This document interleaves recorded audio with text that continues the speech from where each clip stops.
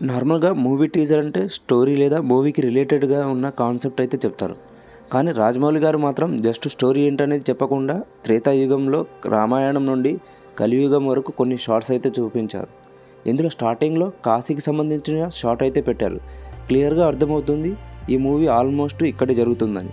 ఎలా అంటే టీజర్ లాస్ట్లో కూడా మహేష్ బాబు గారు ఎద్దుపై వెళ్తున్నప్పుడు కూడా బ్యాక్ సైడ్ మనం కాశీ నగరాన్ని అయితే చూడవచ్చు. అంతేకాదు కాశీ సెట్ని స్పెషల్గా 60 కోట్లు పెట్టి డిజైన్ చేశారు. నెంబర్ 2 వచ్చేసి ఆకాశం నుండి ఒక ఆస్ట్రాయిడ్ మన భూమిపైకి 2027లో అంటార్క్టికాలో పడడం, అలాగే అది పడిన చోట టైటానిక్ షిప్ మునిగిపోయినట్టు ఒక షాట్ అయితే మనం చూడొచ్చు. నెంబర్ 3 రీసెంట్గానే ఆఫ్రికాలో షూట్ చేసిన సీన్స్ అయితే ఇక్కడ పెట్టారు. నెంబర్ 4 ఈ ఫోటోని బాగా అబ్జర్వ్ చేస్తే అక్కడ గుహలో పడిపోతుంది ఎవరో కాదు, ప్రియాంక చోప్రా గారే.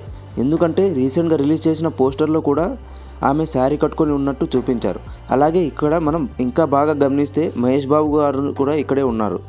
బహుశా ఇది విలన్ పృథ్వీరాజ్తో జరిగే ఫైట్ సీక్వెన్స్ కావచ్చు. నెంబర్ 5 నెక్స్ట్ సీన్లోనే రామాయణంలో రావణాసుడితో యుద్ధకాండకి సంబంధించిన కొన్ని సీన్స్ అయితే చూపించారు. ఇక్కడ బాగా గమనిస్తే శ్రీరామునిగా మన మహేష్ బాబు గారు అయితే ఉన్నారు.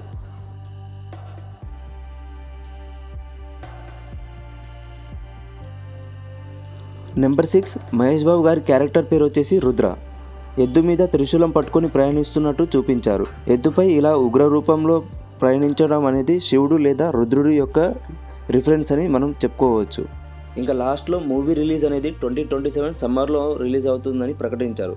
హోప్ షూట్ అంతా మంచిగా జరిగితే 2027 సమ్మర్లో మనం ఈ మూవీని థియేటర్లో చూడవచ్చు.